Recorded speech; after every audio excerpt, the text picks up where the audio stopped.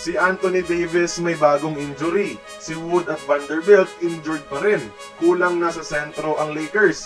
Literal na kailangan na nila ang isang Superman. At Darvin Ham nanganganib, may bagong coach na ba ang LA bago mag-playoffs? Pero bago natin pag-usapan, palike naman ang ating video bilang suporta. Unahin natin ang rumors regarding sa head coaching position ng Lakers. Much criticized at heavily backlash si Darvin Ham ng mga fans with his incompetency to coach such a talented roster. As reported by Sports USA mga idol, may potential replacement candidate na ang Lakers para kay Hamburger, si former LeBron teammate Juwan Howard, dahil kakaalis niya lang bilang head coach sa Michigan University. Siya ang unang tinawagan ng Lakers sa head coaching position noon bago ibigay kay Darvin Ham. Tinanggihan ito noon ni Howard dahil gusto nitong mag-focus sa college coaching career, pero ngayon available na ulit siya at pwede na siyang oferan ulit ni Rob Pelinka. Maganda ang relationship nitong si Juwan Howard sa Lakers front office, kaya very possible na mangyari ito bago mag-playoffs. Sa kabilang panig, kulang na sa big man ang Lakers ngayong petsa di peligro na ng regular season. At isa sa mga matagal nang hiling ng mga fans, si Dwight Howard, nagparamdam na gusto itong bumalik sa purple and gold.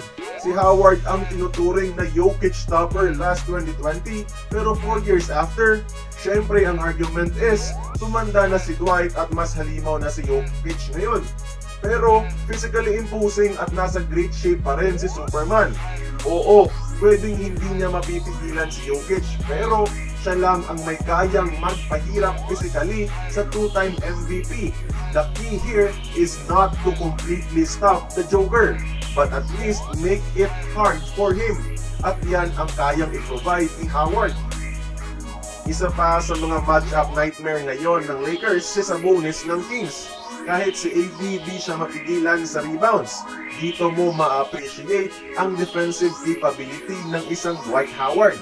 Kaya niyang physikalin si Sabonis and throw him out of position sa rebounds. Oo, offensively sabihin natin nag-regress na si Dwight, pero defensively at sa rebounds, he is still better than most NBA big men today. Kung hesitant ang LA, pwede pa rin naman nila itong subukan sa mga 10-day contracts lang, tapos dyan nila i-evaluate ang performance. Diba? Mas less risky ito. Walang mawawala. The Lakers need Superman now more than ever. Kaya kayo mga idol, tingin nyo, kaya pa bang maging impact player ni Dwight Howard sa Lake Show? Join the conversation, magkomento lamang sa baba. Kung nagustuhan mo ang ating video, please like, share, and subscribe. I-follow mo na rin ang ating social media platforms for more exclusive sports content.